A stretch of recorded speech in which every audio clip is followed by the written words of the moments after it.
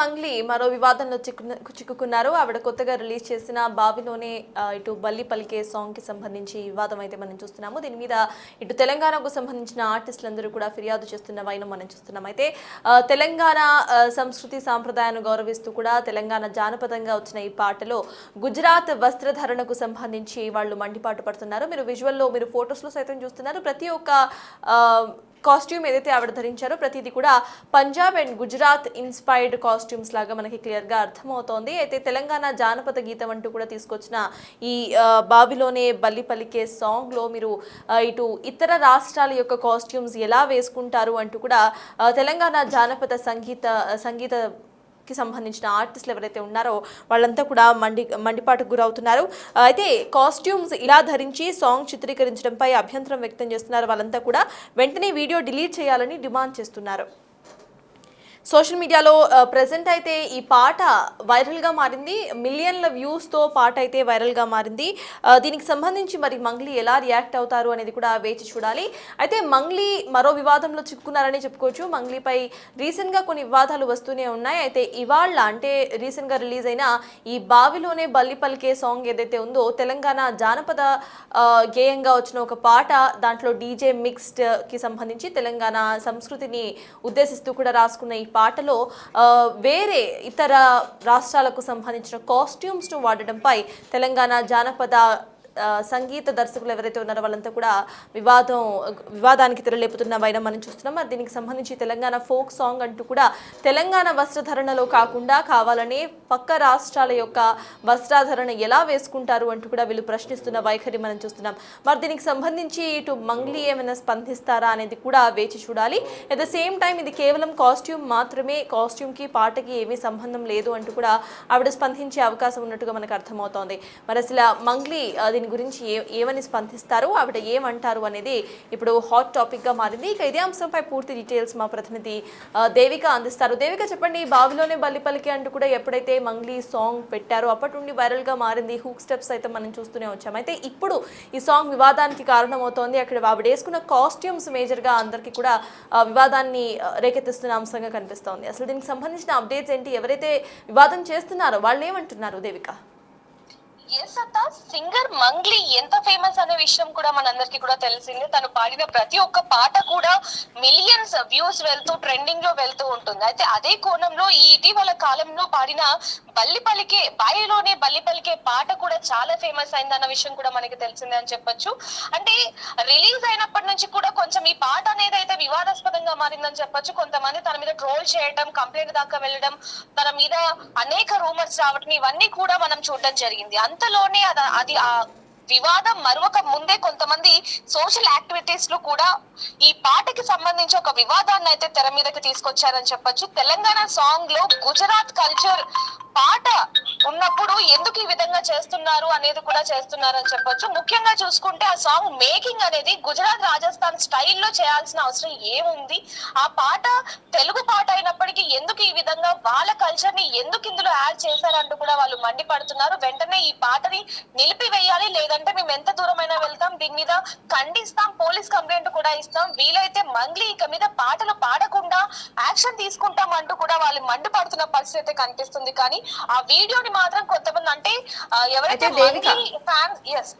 దేవిక ఇక్కడ ఈ పాటలో ఆవిడ పాట వస్తున్నప్పుడు కానివ్వండి, ముందు కానీ వెనక్కి కానివ్వండి, ఇది తెలంగాణ జానపద గేయం లాగా ఏమైనా ఆవిడ ప్రచురించడం జరిగిందా? ఇఫ్ ఇన్ కేస్ నాట్, ఆవిడ ఇట్లా ఏమీ చెప్పకపోయి ఉంటే గనక వీళ్ళు చేస్తున్న ఏవైతే అలిగేషన్స్ ఉన్నాయో అవి అవసరం లేవనుకుంటా కదా.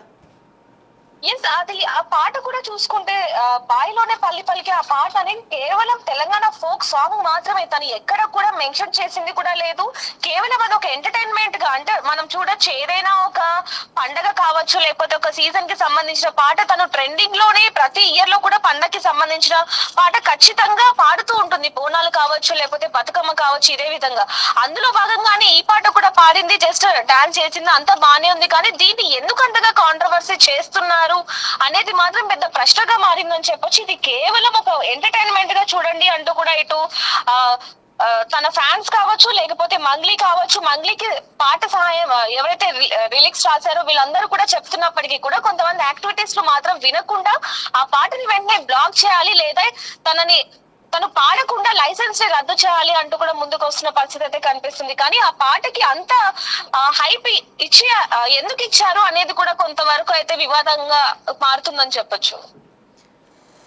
అయితే దేవిక ఇక్కడ చూసుకుంటే మంగ్లీకి ఆల్రెడీ ఒక రకమైన ఫ్యాన్ బేస్ మనం ముందు నుండి చూస్తున్నాం. సో హైప్ ఓవరాల్గా ఆవిడకున్న ఆ ఫ్యాన్ బేస్ కారణంగా వచ్చింది. పార్ట్ ఆఫ్ దిస్ ఫోక్ సాంగ్కి ఎలాంటి డ్రెస్సింగ్ వేసుకోవాలి అనేది as an artist or else producers ఎవరైతే ఉన్నారో ఆ సాంగ్కి సంబంధించి వాళ్ళ ఇష్టంగా ఉంటుంది. ఎక్కడ కూడా ఆవిడ మోటివేషన్గా ఏమీ ఇవ్వకపోయినంత వరకు. సో ఇక్కడ ఆవిడ ఎటువంటి మోటివేషన్ ఇవ్వడం లేదు. ఏ పండుగను ఉద్దేశిస్తూ కూడా ఆవిడ పాట పాడినప్పుడు జస్ట్ ఒక సెలబ్రేషన్ లాగా పాట పాడుతున్నప్పుడు కాస్ట్యూమ్ ఎలాగ మ్యాటర్ అవుతుంది, దీన్ని ఆవిడకి సంబంధించిన లైసెన్స్ కు ఎందుకు లింక్ చేస్తున్నారు, దానికి సంబంధించి ఎగ్జాక్ట్ ఎవరైతే యాక్టివిస్టులు మాట్లాడుతున్నారో వాళ్ళు మాట్లాడారా? అట్ ద సేమ్ టైం దీనికి సంబంధించి మంగ్లీ సైడ్ నుండి ఎటువంటి స్టాండ్ వినిపిస్తుంది దేవిక?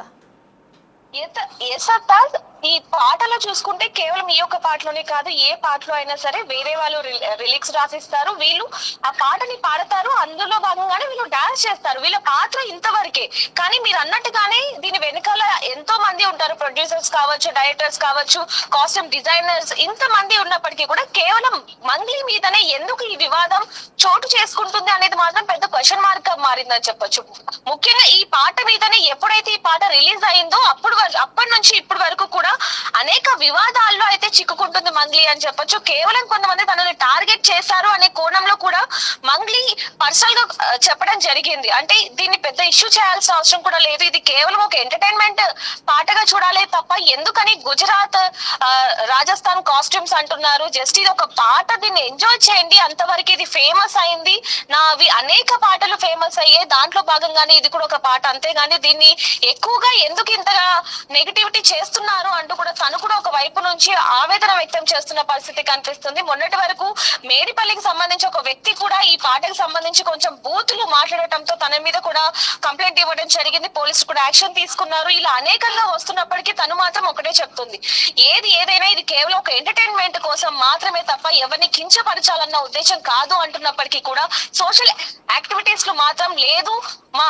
కల్చరల్ ని దెబ్బతీసేలాగా కించపరిచేలాగా ఈ విధంగా చేస్తుంది, వేరే మతస్థులు ఏ విధంగా మనల్ని గౌరవిస్తారు అంటూ కూడా వాళ్ళు క్వశ్చన్ మార్క్ రేస్ చేస్తున్నప్పటికీ కూడా మంగ్లీ మాత్రం దీన్ని సీరియస్ గా తీసుకునే పరిస్థితి కనిపిస్తుంది. సత్తాజ్.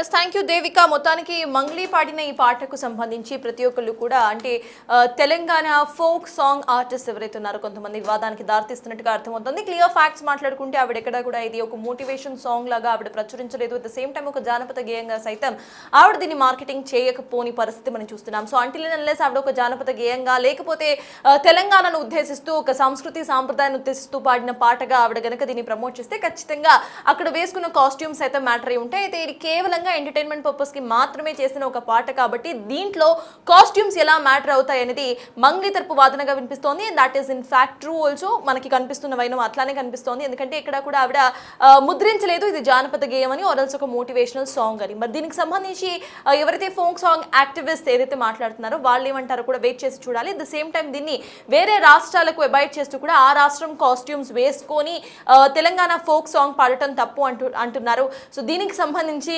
రూల్స్ ఏమైనా ఆల్రెడీ స్ట్రక్చర్ చేసుకుని ఉన్నారా అనే కోణంలో కూడా మేబీ ఫ్యూచర్లో ఇటు ఎవరైతే యాక్టివిస్ట్ ఇప్పుడు మాట్లాడుతున్నారో వాళ్ళు మాట్లాడే అవకాశం సైతం కనిపిస్తోంది. మరి దీనికి సంబంధించి మంగ్లీ ఎలా రియాక్ట్ అవుతారో కూడా వెయిట్ చేసి చూడాలి.